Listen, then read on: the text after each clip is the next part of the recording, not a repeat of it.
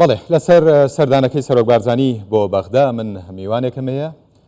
نەوزادادی ئەندامی مەکتەبی سیاسی و بەرپرسی مەکتەبی ڕێخستنی پارتی لە پارێزگای نینەوە کە ڕاستەوخۆ لە نینەوەوە لەگەڵ ئێمەیە.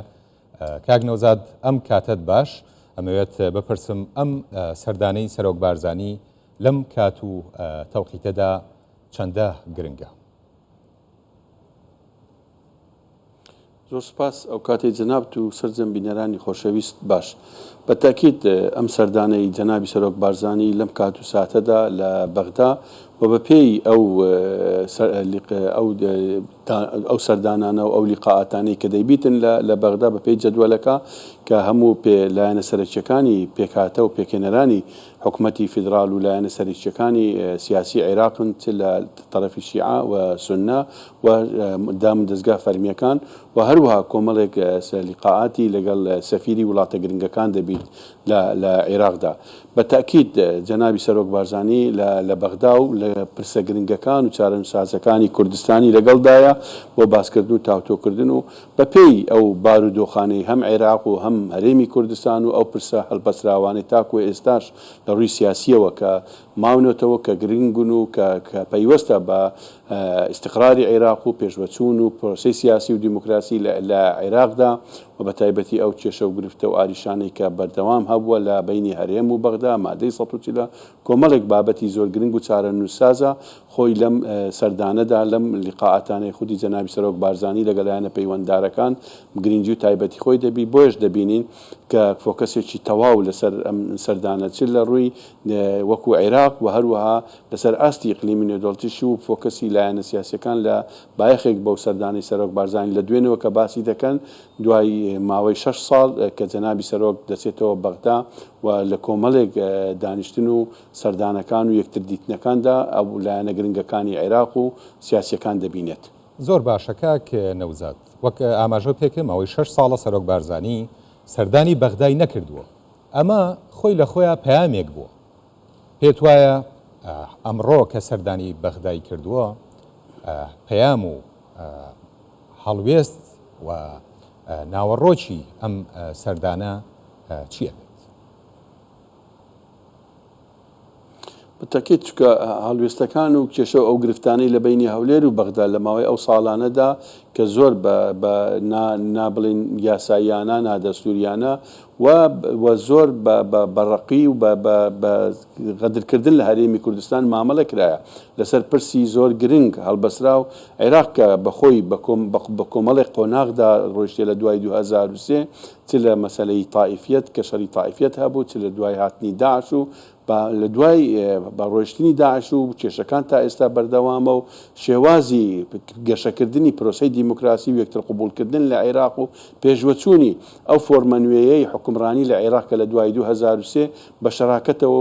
لەسەر بنەمای دەستورێکی نوێی کە فیدرال و دیموکراسیەتە کە یەکتر قبولکردنی هەموو تەرەفەکان و پێشێلنەکردنی عێراق بەم قۆناغانە داڕۆیی و بە شێوازی هەزمکردنی ئەم بابەتە و ڕنگدانەوەی لەسەر کاری هەموو لایەنە سیاسیەکان لە عێراقدا لە ڕنگدانەوەی تاکو ئێستا ئاریشە و گرفت و کردنەوەی غەڵەتی هەبووە. بۆیش کێشەی گەورە و زۆر گرنگە بۆ بینی هەولێر و بەغدا و زۆر جار بە ویژدانانە مامەڵە لەگەڵ حکوومەتی هەرێمی کوردستان و خەڵکی کوردستان کرایە و زۆر بابەت بەکارهێنرا بە شێوەیەکی نایاسایی بۆ ئەوی فشاری زیاتر بخرێتە سەر هەرێم و حکوومەتی. بۆیش ئەم پرسە گرنگە هەڵبەسراوانی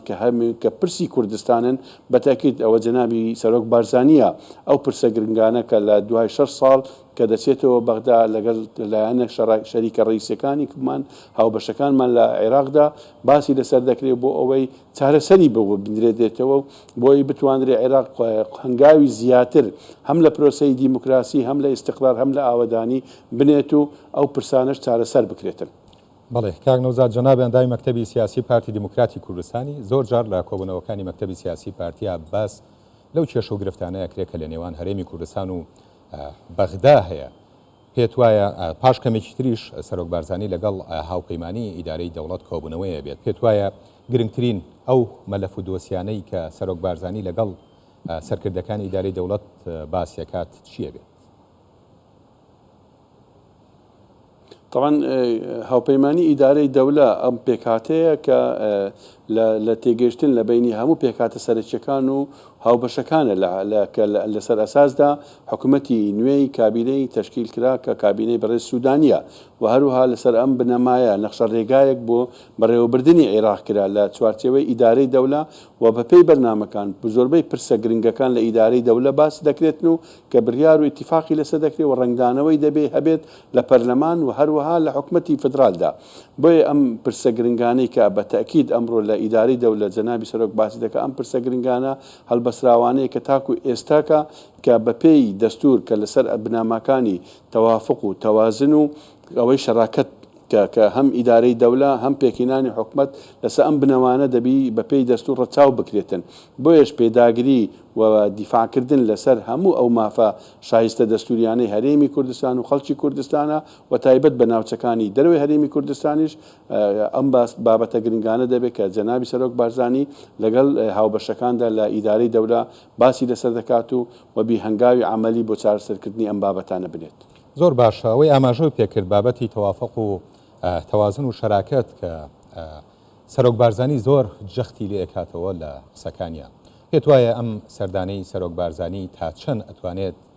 عێراق بێنێتەوە سەر ڕێڕەوی ڕاستی خۆی بۆ پەیڕەوکردنی ئەم بنەمایانەی کە دەوڵەتی لەسەر یان حکوومەتی لەسەر پێکێنراوە و ڕێکەوتنی لەسەر کرا ئەوەی کە هەست پێ دەکرێت زۆربەی لایەنەکان درک بەوەی دەکەن دەبێت ئەو بنەما دەستوریانە کە ئەمە باسی تەوافق و تەوازن و شەراکەت دەکەین تەنها بۆ هەرکو خەڵکی کوردستان نیە بۆ سونەیە بۆ شیعەیە بۆ هەموو پێکاتەکانە بۆ مەسیحیەکانە بۆ تورکمانە بۆ سەرجەم پێکاتەکانی عێراقا کە باز دەکرێت بۆ ئەوەی جێگەی هەمووان بەپێی دەستور پارێزراو بێ مافەکان و هەموو هاوبەشەکان ئەم هەموو هەست بە درک بە و بارودۆخی عێراق دەکەن کە کێشە و ئاریشەکان لە کوێن دەرەیە چکە ئەمانە چارەسەر نەکرێ عێراق بەردەوام لە قەیراندا دەبێت لە کێشە و گرفتدا دەبێتن و زۆرێک لە تێگەیشتن و پێگەیشتن هەیە بۆ ئەم بابەتانە کە بۆ چوونەکان بەو ئاراستەی بچی بەرەو هەنگاوی عملی بچین لەسەر ئەو بنەمایانە کە لەسەر حیسابی هیچ لایەکی دیکە بڵێن زێدەڕۆیی نەکات یان پەرچێژ نەکاتن زیاتر باکسەوە عێراق پێویستی بە ئیستیقرارە و پاراستنی حقوقی هەموو لایەکانە لە چوارچێوەی دەوڵەتی عێراقدا و لەسەر بنەماکانی دەستوری نوێی عێراق. زۆر باشەکە کە نەوزادە لەسەر و بابەتەمە بابەتی تەوافق و تەوازن و شەراکەت کە جەنابێ ئەندامی مەکتەبی سیاسی و بەرپرسی مەکتەبی ڕێخستنی پارتیت لە پارێزگای نینەوە ئەگەر ئەم بابەتە بۆ حکوومەتە خۆجێیەکانیش بچوو بکەینەوە دوێنێ بینیمان جوڵەیەکی ناهاوسەنگ لەگەڵ ئەم بنەمایانە لە پارێزگای مووسڵ هەبوو ئەویش پێکێنانی یان دابەشکردنی پۆستە ئیداریەکانی ئەو ناوچەیە بوو کە بە هیچ شێوەیەک ئەم بنەمایانەی تیا پەیڕەو نەکرابوو ئێوە تێبینی و قسەتان لەسەرەمەچی بەتەکید هەنگاوەکەی دوێنێ نایەسایی بووە بەر لە هەموو شتێک بێڕە چاوکردنی ئەو هاوسەنجە و ئەو بڵێن هاوبەشەی کە پێکەوە لەسەر بناماکان کە ئەم ڕنگدانەوە لە حکوومەتە خۆجێیەتەکانیش کە ڕوودات کە لە دوای هەڵبژاردنیش لەسەر هەمان بنەما لە سنووری پارێزگای نینەوە کە بڵێن پارێزگار و جێگرەکانی و سەرۆکی ئەنجومەن و جێگرەکەی کە دانرا کە لە بینی ئەم پێکاتە و براوەکانی ئەنجومەنی پارێزگار لەسەر ئەو ئەساسە دانرەکە کە پێویست دەکات بەردەوام بە تێگەیشتن و دانوستاندن لەگەڵ یەکتری ئەمە بکرێت و لە ڕووی یاساییشەوە پارێزگار دەبێت ئەم کاندیدانە بربژێرانە هەر پۆستێک سێ کەس بنێرێتە ئەنجومەنی پارێزگا بۆیە ئەنجومەن دەنگ لەسەر یەکێک بدا بە زۆرینە بە 50 زایدێک و ئەوەش لەسەر بنەمایەک دەبوو کە تەوافق لە ڕووی یاساییەکەی و هەم لە ڕووی بڵێن عورفیەکەی کە لە بینی لایەنەکانی براوە لە ئەنجومەنی پارێزگا کە تەفاهمات و تێگەشتن هەیە و کارەکان بڕوات بەڵام ئەو بڕیارەی دوونێ کە یەک لایەنە بێ دانوستاندن و خۆی وەکو ئەنجومەنی پارێزگا وەکو خۆی بەدیلێک بۆ پارێزگار کە بڕیاریاندا و ئەو ناوانەیان بردە ناو مەجلس و 21 یەکەی ئیداریان گۆڕی و دایاننا خەڵکیان لە جێگەی داناوە سەر لە نوێ بۆیە ئێمە و نینەوەی محەدەش کە 9 ئەندام ئەمەش وەکو 4 ئەندام کە تێدا هەم تعلیقی ئەوەکانی ئەندامەکانی خۆمان کرد لە کارەکانی ئەنجومەنی پارێزگای نینەوە و هەم ڕەفزێکی تەواوی ئەم بابەتە دەکەینەوە کە نایاساییە و ئیلتیزامیشی پێ ناکەین بۆیە لەوە هەیەکە ئیداریەکان کارەکانی خۆیان دەکەن و ئەو بریار بدرایەوە ڕێکاری یاسایی لەگەڵ بەغدا دەگرێتە بەر بۆ ئەم بابەتە کە دەبێ هەڵبۆشێتەوە کە نایاساییە کە دەبێت بگەڕێنەوە بۆ تەوافقات و ئەو کارانەی کە بەیەکەوە بە سیاقاتی یاسایی لە بینی ئەنجومەنی پارێزگا و پارێزگار دەبێت بەکاربێت ناکرێت بە ئەم هەیکەلە فەرمیە یاسایی هەڵبۆشێنتەوە ئەنجومەن ببتە بەدیلی پارێزگار و خۆی هەموو شتەکان بکاتن ئەو وەکو ئەنجومەنێکی ڕقابی کە دەسەڵاتەکانی دیار کرایەوە دەسەڵاتی پارێزگار دیار کرایەوە دەسەڵاتەکانی دیکەش دیار کرایە لە ڕووی یاساییەوە کە لە یاسای ئەنجومەنی پارێزگاکان هاتیە و بە پێی یاسایەکەش کە دەبا لە دوای هەڵبژاردننی ئەنجومەنی پارێزگا دوای 6 مانگ هەڵبژاردننی قەزاکان بکرێ و لە قەزاکان کە ئەو ئەنجومەنەی لە قەزاکان هەڵدەبژێردێ ئەوان دەست لە یاسایەکە دیار کرای ئەوان دەتوانن قایمقام و مدیرناهیەکان دابنێن بەڵام کە بڕیاریان لە هەموو عێراقدا ئەنجومەنی قەزاکان هەڵ نابژێردرێ بۆیە ئەنجومەنی وەزیران لە بەغدا کە بە تعمیمێکی کردگشتانێکی کرد بۆ هەموو پارێزگاکان کە دەستکاری یەکە ئیداریەکان نەکرێتن تاکو ئەنجومەنی دەوڵە کە داوایان لێکردیا کە ڕوونکردنەوەیەکی تەواو بدات لە کاتی لە نەبوونی هەڵنەبژاردننی ئەنجومەنی قەزاکان ئەم دەسەڵاتە و سیاقاتی ئەم دەسەڵاتانەی ئەنجومەنی قەزاکان چۆن بەکاردێتن وە چۆن دابش دەبێت لە بینی ئەنجومەن و پارێزگاردا بۆیە لە هەموو عێراقدا دانانی سەرۆکیەکە ئیداریەکان ڕاگیرایە بەڵام تەنها لە نینەوە بەو شێوازە کە دوونێک کە ینی مفاجی بوو هەمووان بەو شکلەی ئەنجامیاندا بێ ئەوەی گەڕانەوەی هیچ تەفاهماتێک بکرێت بۆیە کارەکانیان هەم بەرامبەر بەرێن ئەنجومەنی وەزیران لە بەغدا و هەروەها بە پێی یاساکان کە هەم نایاساییە و لە دەرەوەی تعلیماتەکانی نوێیە کە بەغدا دەریکردێ کە ڕابگیرێت تەرەویستێدا بکرێتن تا مەجلیسی دەوڵە وەڵامەکانداتەوە بۆیە ئێمە و قایمەی لیستی نینەوە موحەدا کارەکانی خۆمان هەڵپەرست لە ئەنجومەنی پارێزگا و پابەند نابین و ئەم بڕیارە نایاساییان ڕێکاری یاسایی دوای هەڵپەساردنی ئەندامەتی ئەندامەکانتان لە ئەنجومەنی پارێزگای نینەوە ڕێکاری یاسایی چیەگرنەبەر بەتەکیت هەم ئەنجومەنی نوێنەران کە بەڵێن سەرپەرشتی ئەنجومەنی پارێزگاکان دەکات بە پێی یاسا و ئەوانیش لژنەی پارێزگاکانیان هەیە و ئەندامانی ئێمەش و ئەندامەکانی تریشی کە پەرلەمان هەم لژنەیە هەم لە پەرلەمانی فدرالدا و هەروەها ئەنجومەنی وەزیرانیش